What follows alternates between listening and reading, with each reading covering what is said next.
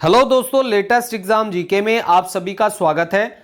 आज की वीडियो हिंदी के हर एक परीक्षा के लिए रामबाण साबित होगी, क्योंकि आज की वीडियो में हम संपूर्ण अलंकारों को डिटेल में और ट्रिक के साथ समझेंगे।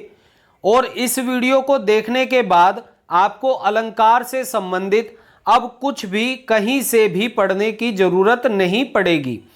दोस्तों, इसलिए वीडियो को ज्यादा से ज्यादा शेयर करें और चैनल पर नए हो तो इसे सब्सक्राइब कर बेल आइकन को भी प्रेस कर लें, ताकि आगे आने वाली सभी वीडियो के नोटिफिकेशन आप तक पहुंच सके। दोस्तों, लेटेस्ट एग्जाम जीके पर हर एक वीडियो बहुत मेहनत से आपके लिए बनाई जाती है। अगर मेरी इस मेहनत से आपको परीक्षा में सफलता मिलती है तो मेरी मेहनत सफल हो जाएगी। इसी के साथ हम अपने टॉपिक को समझते हैं। तो देखिए दोस्तों, अलंकार दो शब्दों के मेल से बना है, अलम प्लस कार। यहां अलम का अर्थ है आभूषण या गहना तथा कार का अर्थ है उसे सुसज्जित करने वाला। इस तरह से अलंकार का अर्थ बनता है कि वह तत्व जो काव्य की शोभा बढ़ाते हैं उन्हें अलंकार कहते हैं। अब देखिए दोस्तों, अलंकार के दो भेद माने जाते हैं। पहला है शब्द अलंकार तथा दूसरा अर्थ अलंकार। दोस्तों, शब्द अलंकार जब शब्दों से अलंकार में चमत्कार उत्पन्न हो उसे शब्द अलंकार कहते हैं, तथा जब साहित्य में अर्थगत चमत्कार उत्पन्न हो उसे अर्थ अलंकार कहते हैं। अब देखिए दोस्तों, शब्दालंकार के भेद जो कि हम ट्रिक से समझेंगे। तो देखिए, अनुप्रास अलंकार, वक्रोक्ति अलंकार, श्लेष अलंकार तथा यमक अलंकार। इसे ट्रिक से समझने के लिए हमें याद रखना होगा एक शब्द जो है अवश्य। अ से अनुप्रास, व से वक्रोक्ति, श से श्लेष तथा य से यमक अलंकार आपको आसानी से याद हो जाएगा। तो दोस्तों, जिन भी साथियों को शब्द अलंकार के भेद में प्रॉब्लम आती है अब वो कभी नहीं आएगी। अगर आपको ये ट्रिक पता है तो आप डायरेक्ट ही प्रश्न का उत्तर लगा सकोगे। तो ट्रिक क्या है? अवश्य, जो कि शब्द अलंकार के भेद को पहचानने में बहुत ज्यादा महत्वपूर्ण है। पहला है अनुप्रास अलंकार। दोस्तों, हम अलंकारों को इस तरह से समझेंगे कि आपको बहुत आसानी से ये समझ आ जाए और एक ही वीडियो में हम सारे अलंकारों को बहुत ही आसान ट्रिक से समझेंगे। देखिए, अनुप्रास अलंकार जहां वर्ण की आवृत्ति बार बार आए वहां अनुप्रास अलंकार होता है। तो देखिए, जहां वर्ण बार बार आए वहां क्या हो जाता है? अनुप्रास अलंकार। तो इसकी एग्जाम्पल भी देख लेते हैं। जैसे चारू चंद्र की चंचल किरणें खेल रही जल थल में। तो यहां च वर्ग की आवृत्ति बार बार आ रही है, इसलिए आंख बंद करके आप अनुप्रास अलंकार लगा सकते हैं। दूसरी उदाहरण से समझते हैं। मधुर मधुर मुस्कान, मनोहर मनुज वेश का उजियाला। तो यहां पर भी म वर्ण की आवृत्ति बार बार हो रही है। दोस्तों, अब उम्मीद है आपको ये बहुत आसान शब्दों में समझ आ गया होगा। अब देखते हैं अनुप्रास अलंकारों के भेद। अनुप्रास अलंकार के 5 भेद होते हैं। पहला भेद है छेका अनुप्रास। छेका अनुप्रास में जब वर्णों की आवृत्ति 1 से अधिक बार होती है वहां छेका अनुप्रास होता है।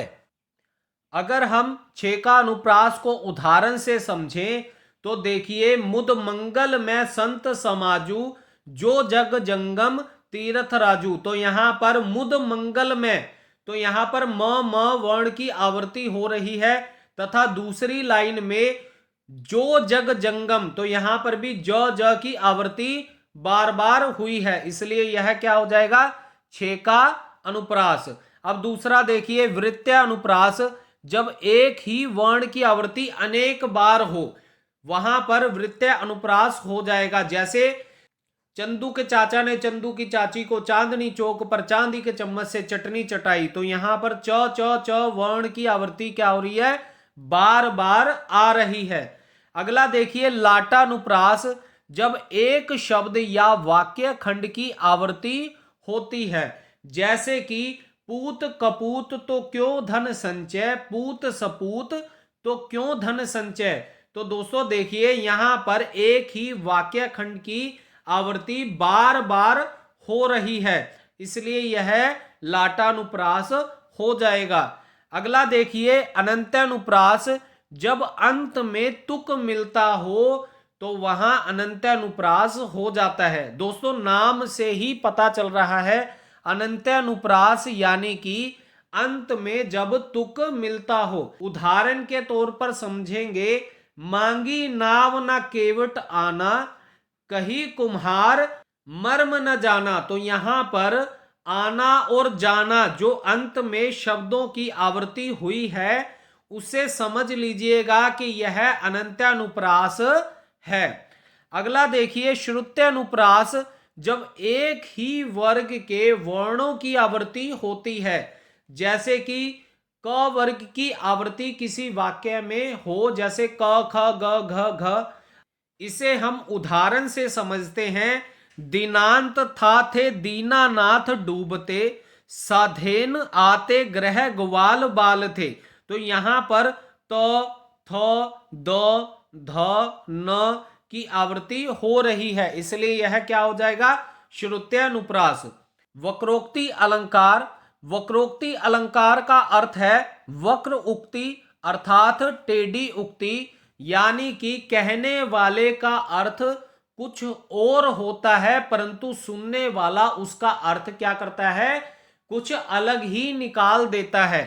तो इसे आसान शब्दों में समझे, वक्रोक्ति अलंकार वह अलंकार है जहां शब्दों का अर्थ अलग निकाल दिया जाए, वहां वक्रोक्ति अलंकार हो जाता है। वक्रोक्ति अलंकार के दो भेद होते हैं, श्लेष वक्रोक्ति तथा काकू वक्रोक्ति। तो देखिए दोस्तों, श्लेष वक्रोक्ति जिन शब्द से कहने वाले व्यक्ति के कथन का अभिप्रेत अर्थ ग्रहण ना कर श्रोता अन्य ही कल्पित या चमत्कार पूर्ण अर्थ लगाए और उसका उत्तर दे, उसे वक्रोक्ति अलंकार कहते हैं। कहने का मतलब यह है कि जब आप किसी शब्द का प्रयोग करते हैं और उसे सुनने वाला दूसरा व्यक्ति उसका अर्थ कोई कल्पनापूर्ण या फिर चमत्कारपूर्ण अर्थ निकाल दे, वही श्लेष वक्रोक्ति होता है। जैसे कि एक बार श्री कृष्ण जी राधा जी के घर गए और वहां उन्होंने द्वार खोलने को कहा, तब राधा ने उनसे पूछा, को तुम हो, इत आए कहां। तब श्री कृष्ण जी ने कहा, मैं घनश्याम। तब राधा जी ने यहां पर उनके घनश्याम शब्द का अर्थ बदलकर कहा, तो कितहु और बरसो। यहां पर राधा जी ने घनश्याम का अर्थ बादल निकाल दिया और इस कारण यह श्लेष वक्रोक्ति अलंकार हो जाएगा। अब देखिए काकू वक्रोक्ति, जहां किसी के कथन का कोई दूसरा पुरुष श्लेष या काकू यानी कि उच्चारण के ढंग से दूसरा अर्थ निकाल ले, उसे वक्रोक्ति अलंकार कहते हैं। जैसे कि इसे उदाहरण से समझते हैं कि एक बार अंगद जी रावण के महल में गए और वहां पर रावण ने अंगद जी को डराने का प्रयास किया और अपनी भुजाओं की डींग मारी। तब अंगद जी ने उसके प्रत्युत्तर में कहा, सो भुज बल राखियो उर घाली, जीत्यो सहस्त्र बाहुबली बाली। इसका अर्थ यह है कि जब रावण ने अपनी भुजाओं की डींग मारी तो अंगद जी ने उसके प्रत्युत्तर में कहा कि जैसे तुमने सहस्त्र बाहुबली और बाली को अपनी भुजाओं का बल दिखाया था, क्या उसी तरह से मुझे भी अपना बल दिखाओगे? उनके कहने का अर्थ ये था कि जैसे तुम सहस्त्र बाहुबली और बाली से हारे थे अपनी भुजाओं की शक्तियों के कारण, क्या वही शक्तियां तुम मुझे दिखाने का प्रयास कर रहे हो? तो यहां अंगद जी ने रावण के कथन का अर्थ कुछ और निकाल दिया, इसलिए यह काकू वक्रोक्ति अलंकार हो जाएगा। अब देखिए श्लेष अलंकार। श्लेष अलंकार जब एक शब्द के अनेक अर्थ वाक्य में आए वहां पर श्लेष अलंकार हो जाएगा। उदाहरण से समझते हैं। रहीमन पानी राखिए बिन पानी सब सून, पानी गए ना उबरे मोती मानुष चून। तो यहां पर पानी के दोस्तों 3 अर्थ निकाले गए हैं। मोती के लिए चमक, मनुष्य के लिए सम्मान तथा चूने के लिए जल, इसलिए यह श्लेष अलंकार हो जाएगा। अब दोस्तों इसे आसान शब्दों में समझे तो देखिए, जब किसी शब्द में उसके अनेक अर्थ चिपके हो वहां श्लेष अलंकार हो जाएगा। यानी कि एक शब्द के वाक्य में अनेक अर्थ निकलते हो वहां श्लेष अलंकार हो जाएगा। बहुत ही आसान है दोस्तों इसे याद करना। उम्मीद है अब आप इसे बिल्कुल भी नहीं भूलोगे। अब देखिए यमक अलंकार। दोस्तों यमक अलंकार में आपको रटना कुछ भी नहीं है, सिर्फ एक लाइन याद रखनी है जो है एक ही शब्द वाक्य में एक या उससे अधिक बार आए और उसके अर्थ क्या हो, अनेक हो या अलग अलग हो, वहां यमक अलंकार हो जाता है। जैसे कि कनक कनकते सो गुनी मादकता अधिकाए, या खाए बोराए नर बा पाए बोराए। तो यहां पर कनक कनक का जो अर्थ निकाला है, एक कनक का अर्थ है सोना तथा दूसरे कनक का अर्थ है धतूरा। इन दोनों को ही पाकर मनुष्य क्या हो जाता है, बोरा जाता है। अब दूसरा उदाहरण भी देख लेते हैं। काली घटा का घमंड घटा। तो यहां पर घटा घटा शब्द 2 बार आ रहा है। एक घटा का अर्थ है बादल तथा दूसरे घटा का अर्थ है कम हो जाना। तो इस तरह दोस्तों यमक अलंकार बहुत ही आसान शब्दों में आप याद रख सकते हो, यहां रटने की कोई गुंजाइश नहीं रहेगी। दोस्तों लेटेस्ट एग्जाम जीके हिंदी साहित्य और हिंदी व्याकरण का एक ऐसा प्लेटफॉर्म है जहां पर आपको आसान भाषा में कॉन्सेप्ट को करवाया जा रहा है और आपका हिंदी का संपूर्ण syllabus free of cost latest exam GK पर आपको करवाया जाएगा। इसलिए चैनल पर जुड़े और ज्यादा से ज्यादा अपने साथियों को भी चैनल पर जोड़ें। तो देखिए दोस्तों अर्था अलंकार, जिसमें सबसे पहले हम करेंगे उपमा अलंकार।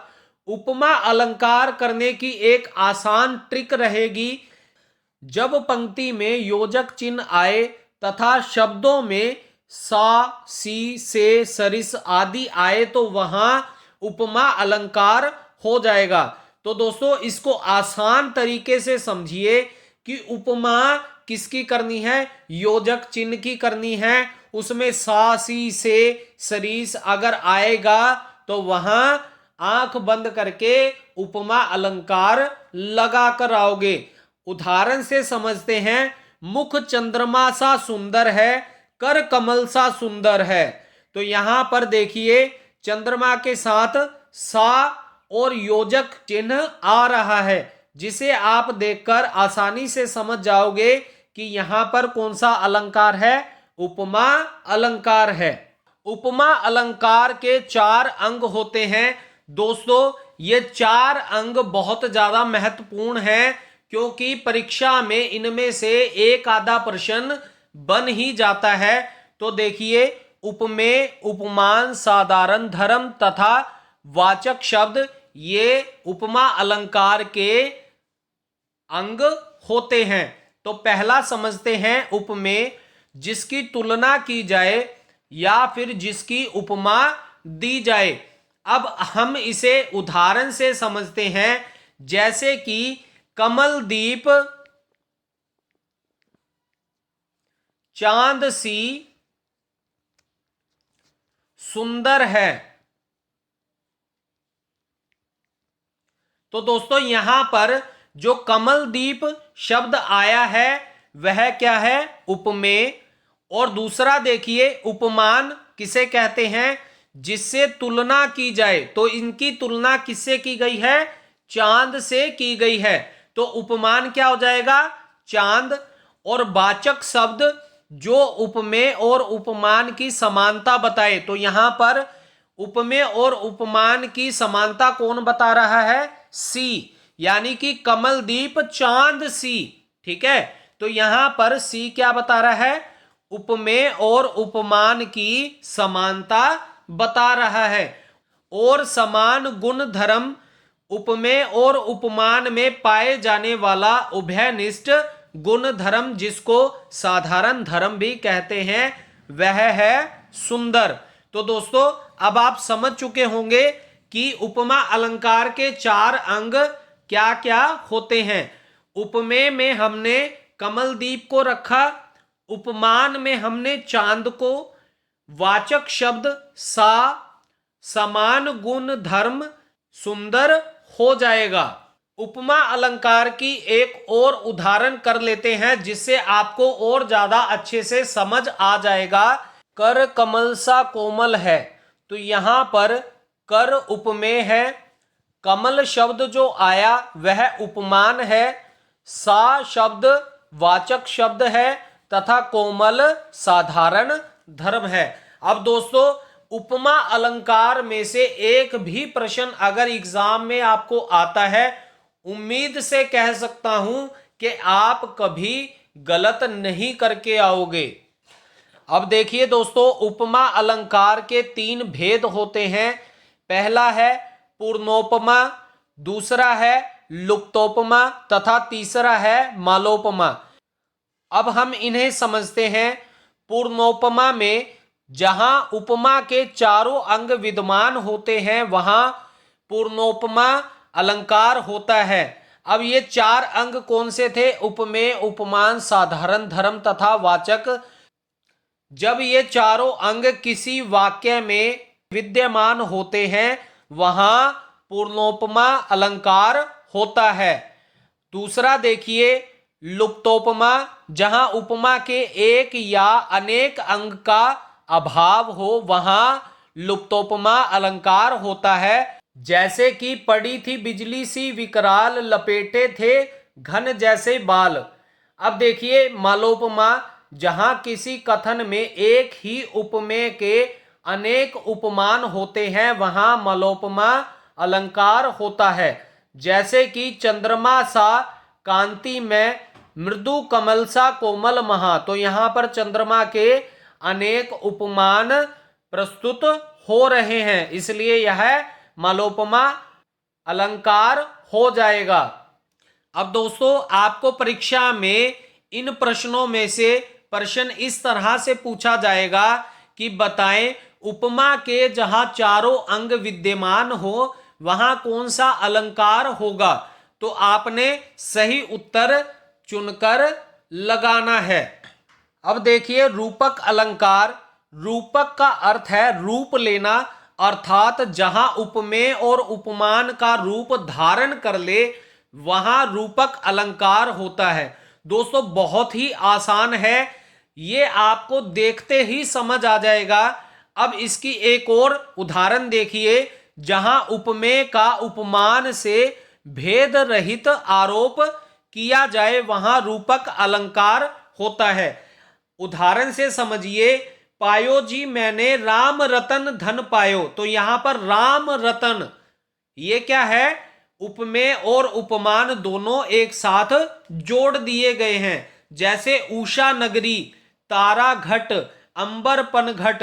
इस तरह से अगर आपको कुछ शब्द वाक्य में दिए जाते हैं, तो वहां रूपक अलंकार हो जाएगा। चरण कमल बंदो हरिराई। तो यहां पर चरण और कमल दोनों एक साथ दे दिए गए हैं, यानी कि यहां पर हरि के चरण को कमल का रूप दिया गया है। अंत यहां रूपक अलंकार होगा। अब नोट कीजिए, रूपक अलंकार में उपमेय और उपमान के मध्य योजक चिन्ह का प्रयोग भी किया जाता है। अब देखिए उत्प्रेक्षा अलंकार। दोस्तों उत्प्रेक्षा अलंकार की हम इस तरह से ट्रिक करेंगे कि जब भी आपको एग्जाम में उत्प्रेक्षा अलंकार आएगा तब आप एक ही शब्द को देखकर सही उत्तर चुनकर आओगे। तो पहले समझ लेते हैं उत्प्रेक्षा अलंकार क्या होता है। जहां उपमेय में उपमान की संभावना व्यक्त की जाए वहां उत्प्रेक्षा अलंकार होता है। और दोस्तों यदि पंक्ति में मनु, मनहु, मनो, जनो आदि आता है तो वहां पर उत्प्रेक्षा अलंकार हो जाएगा। और दोस्तों इसमें इव भी प्रयोग कर लीजिए। मनु, मनहु, मनो, जानो, इव ये शब्द अगर वाक्य में आते हैं तो वहां उत्प्रेक्षा अलंकार हो जाएगा। उदाहरण से समझते हैं। जनु बरसा ऋतु प्रगट बुढ़ाई, नेत्र मानो कमल हैं। तो यहां पर देखिए पहले ही जनु आ गया है, तो इसका मतलब ये क्या हो जाएगा, उत्प्रेक्षा अलंकार। अब देखिए सोहत ओढ़े पीत पट, श्याम सलोने गात, मनहु नीलमणि सेल पर, आतप पर्यो प्रभात। तो यहां पर क्या आ गया है, मनहु। जैसे ही आप मनहु शब्द देखेंगे वहां पर क्या लगा देंगे, उत्प्रेक्षा अलंकार। अब दोस्तों मैं पक्का वादा कर सकता हूं कि आप उत्प्रेक्षा अलंकार को कभी भी नहीं भूलोगे। अब देखिए दोस्तों अतिशयोक्ति अलंकार। अतिशयोक्ति अलंकार वह अलंकार होता है जहां पर किसी बात को बढ़ा चढ़ाकर किया जाए, वहां पर क्या हो जाएगा, अतिशयोक्ति अलंकार। यानी कि जब कोई भी बात की जाए तो इतनी फेंकी जाए, इतनी फेंकी जाए कि उसका कोई अंत ही ना हो, वहां अतिशयोक्ति अलंकार हो जाएगा। या फिर जब आप वाक्य को पढ़ोगे और एकदम से आपकी आंखें फटी की फटी रह जाए, वहां पर अतिशयोक्ति अलंकार होगा। उदाहरण से समझते हैं। आगे नदियां पड़ी अपार, घोड़ा कैसे उतरे पार, राणा ने सोचा इस पार, तब चेतक था उस पार। तो देखिए दोस्तों कितनी अतिशयोक्ति वाली बात है, कितनी हैरानी वाली बात है। इधर राणा जी ने अभी सोचा ही था कि नदी को पार कैसे किया जाए, परंतु उनका घोड़ा उससे पहले ही नदी के पार खड़ा था। तो यहां पर क्या हो जाएगा, अतिशयोक्ति अलंकार। अब देखिए दोस्तों विरोधाभास अलंकार आज के सेशन का हमारा अंतिम अलंकार है। जहां दो वस्तुओं में मूलतः विरोध न होने पर भी विरोध के आभास का वर्णन किया जाए, वहां विरोधाभास अलंकार होता है। दोस्तों आसान शब्दों में कहा जाए कि जहां पर किसी वाक्य में विरोध उत्पन्न हो, यानी कि किसी बात को इस तरह से प्रयोग किया जाए जिससे कि उसकी प्रवृत्ति में ही बदलाव आ जाए, जैसे कि जल उठो फिर सींचने को। दोस्तों यहां पर विरोध न होने पर भी विरोध का आभास हो रहा है। वो कैसे, तो देखिए जल उठो। अब देखिए जल की जो प्रवृत्ति होती है वो बहने की प्रवृत्ति होती है, परंतु यहां पर क्या दिया हुआ है, जल उठो फिर सींचने को। यहां पर जल को उठकर फिर सींचने को कहा जा रहा है, इसलिए यहां पर विरोधाभास अलंकार हो जाएगा। दोस्तों उम्मीद है अलंकार से संबंधित ये सेशन आपके लिए बहुत ज्यादा महत्वपूर्ण साबित होगा। और दोस्तों इस सेशन में हमने संपूर्ण अलंकारों की बलि दे दी है। अब आपको कहीं और अलंकारों से संबंधित कुछ भी पढ़ने की जरूरत नहीं पड़ेगी। आपको संपूर्ण अलंकारों की ट्रिक समेत यहां पर वीडियो अपलोड कर दी गई है। तो दोस्तों, लेटेस्ट एग्जाम जीके पर आप इसी तरह जुड़े रहें और अपने दोस्तों, मित्रों और साथियों को भी जोड़ें। तो मिलते हैं नेक्स्ट वीडियो में। जय हिंद।